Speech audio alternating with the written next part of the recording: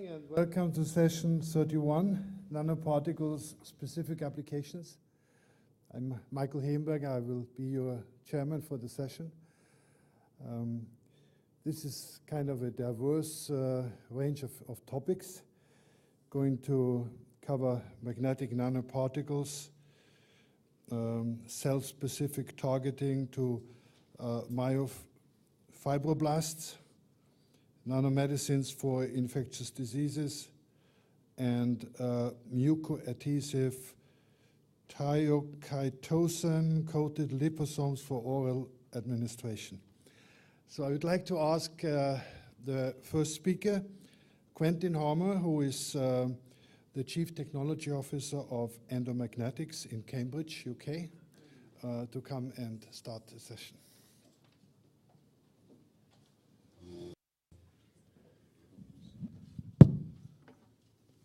Good morning. Thank you very much for the welcome, Michael. I'll use the microphone and wander around. I'd like to talk this morning about magnetic nanoparticles and their application in cancer. At Endomagnetics, we love magnetic nanoparticles, and if you believe the headlines, they're going to solve all the problems in cancer very soon. Perhaps not. But they are very versatile tools for targeting cancer, and they can be used in many different ways to attack cancer. They can be assembled in many different ways. You can just have the basic particles, you can functionalize them with antibodies, you can add drugs, you can load them into cells or other vehicles, and then they can be targeted in a number of different ways. Passively, we heard about the EPR effect yesterday, or actively, where they're specifically binding onto receptors to target specific cells or tissues. And you can also use magnetic fields to target iron oxide nanoparticles. And with iron oxide, once you've got your particles in the target region in the tumour, there are more options. They show up well under imaging. You can sense them magnetically, more of that later. You can excite them magnetically, so there are various mechanisms for agitating the particles to create biological effects. And then you can apply magnetic fields of a higher energy and frequency and actually heat the particles, and you can use that to ablate cells, or more interestingly for us, as an adjuvant to enhance the effect of chemotherapy or radiotherapy. So with all this potential, there's been an explosion in the last few years of research and patent activity, and in fact an exponential growth in the last 2 or 3 years. So this is a very narrow search, just iron oxide nanoparticle in cancer, but hundreds of papers and patents in the last few years. However, this great research activity is not translated into clinically approved products. And if you look at the iron oxide nanoparticle products, they've actually decreased in number over the last few years, and there are 4 currently approved worldwide. And part of the challenge here is negotiating the clinical and regulatory pathway for nanoparticles. And that's one of the things that Endomagnetics was founded to do, to apply magnetic nanoparticles and advanced sensing to cancer. And I'd like to talk a little bit about some of the issues we discovered in the regulatory pathway and use our first product to illustrate that. So Endomagnetics was a spin-out originally from University College London and the University of Houston. And our first products are the Sienna Plus, which is an iron oxide magnetic nanoparticle, and the Centimag, which is a highly sensitive magnetometer. And these are both approved products in Europe and are used in a procedure called the sentinel node biopsy. Many cancers spread, as I'm sure you know, via the lymph nodes first. And in those cases, the sentinel node is the first in line to drain from the tumour. So that's the one where the cancer will go to if it's spread. And so the sentinel node biopsy involves isolating those nodes, removing them and analysing them. And currently that's achieved using a radioisotope, which is injected near the tumour filtered out in the nodes, and then removed surgically. And the surgeon uses a handheld gamma probe to find the nodes. And this system works very well. It's very effective, but it does have some drawbacks associated with the use of radioisotope. And the radioisotopes, there's only 5 places in the world where they're manufactured, so the supply chain can be unreliable. They also have a short half-life, so you need to coordinate when you inject the isotope with when you do the surgery, and that can be problematic for surgeons. And also the workflow, there's a lot of regulation about the use of radioisotopes, so the injection has to be done in the nuclear medicine department and the patients have to come back for surgery, and that again creates complications. So the endomagnetics products address those limitations and have delivered the equivalent performance in terms of detecting lymph nodes. So briefly, the magnetic system works in a very similar way to the radioisotope. The nanoparticle is injected near the tumour or under the nipple. This is in breast cancer. And then the particle is sized so that it's small enough to be taken up into the lymphatics, but big enough that it stops at the first node and accumulates there. And then the surgeon can use the Centimag probe, which energizes the magnetic particles and then listens for the signature, the magnetic signature. So the surgeon can localize the nodes, take them out, and then they're sent off for histological analysis. And this is used to stage the cancer, which is an important determinant in how you move forward in the treatment. So has the cancer spread to the nodes or not? And one of the challenges we had was identifying the regulatory pathway. Sorry, I'll come on to that in a moment. Just to say, clinically, Centimag and Sienna Plus are there are 2 published trials showing equivalence to the radioisotope technique, and there are another 6 trials ongoing or about to publish. We've been on the market 2 years and treated over 1,500 patients. But one of the challenges we found was the regulatory pathway. So simply put, if a substance works chemically or immunologically, it's a drug. If it works physically, it's a medical device. But nanoparticles, particularly magnetic nanoparticles, they operate in both those domains. They can do physical things and chemical things. So working out whether it's drug or device is not always straightforward. The regulators in the EU, they say a drug is something that achieves its intended purpose by pharmacological, immunological, or metabolic action. And a medical device is defined by exclusion, as it were. It's something that achieves its intended purpose without using those things. And the FDA have a similar set of definitions. They use the phrase chemical action to sort of summarize pharmacology and anything that drugs do. And the key to determining the pathway is the primary mode of action. That is, what is the main way in which this product achieves its intended purpose? Is it device? Is it drug? Is it physics? Is it chemistry? And for Sienna Plus, it's an iron oxide nanoparticle. You can argue the case both ways. It's a drug. Clearly, you inject it locally. It's taken up by antigen-presenting cells, trafficked to the lymph nodes, and then the macrophages gobble it up, and it's therefore a drug. Or you could say, no, it's a device. It just gets taken up in the lymphatic flow. It just flows along with all the lymph, like all the other things that get carried along, and then it's filtered out mechanically in the lymph nodes. There's a mesh in there that large particles can't get through. So the regulators wanted to know the answer to this question as well, so we had to do a little bit with some basic experimentation to look at that. So firstly, we looked at how do the particles get into the lymphatics and to the nodes, and we compared immune cell trafficking with the transit of the Sienna Plus.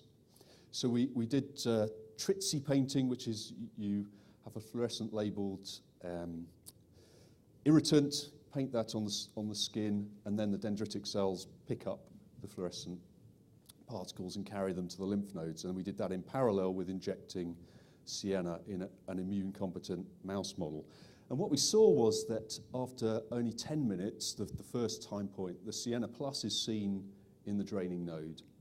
but the trafficked cells took 24 hours to reach the lymph nodes. So there's clearly a different mechanism between the two.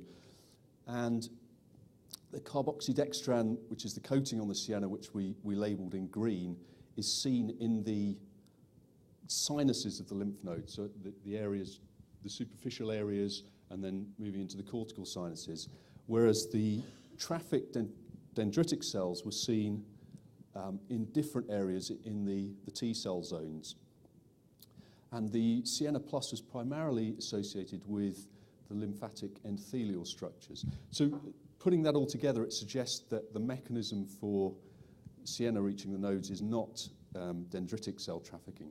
And actually the speed of transit is consistent with measurements that have been done in the literature of the flow of lymph in a mouse model.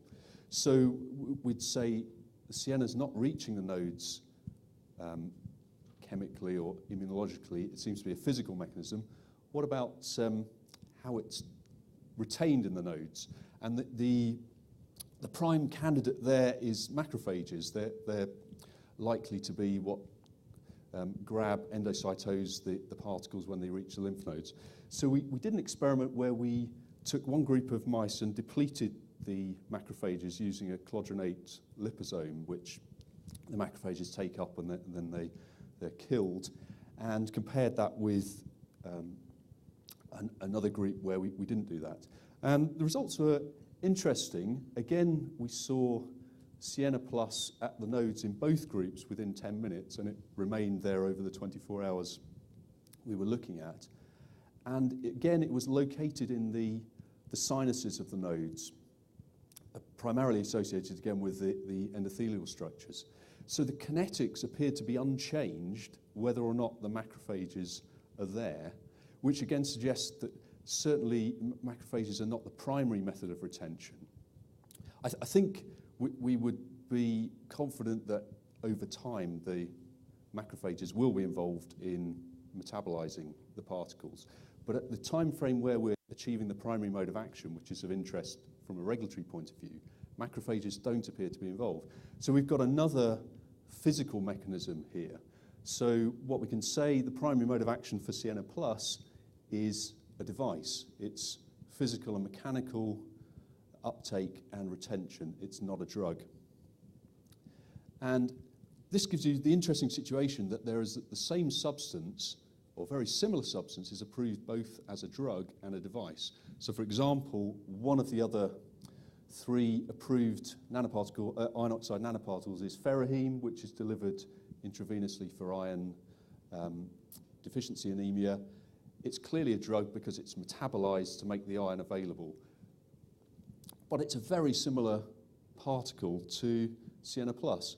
But because the primary mode of action is a drug versus device, you get both the similar particles approved in 2 different ways. And that's unusual. It's not unique, but it is quite unusual in the regulatory space. And we see a lot of opportunities for applying iron oxide nanoparticles through the medical device route across the cancer pathway. So right from screening through biopsy, staging the cancer, surgery, and then chemo and radiotherapy. Sienna Plus is already there at the point where we're staging, seeing whether the cancer spread to the nodes. We're also developing a magnetic marker, which surgeons are very keen to have so that they can put that in at the time of the biopsy, and then when it comes to surgery and they want to remove the cancer, they can use the Sentimag probe to locate the lesion. And then looking further, and then the Sienna, the Sentimag's obviously there to locate them.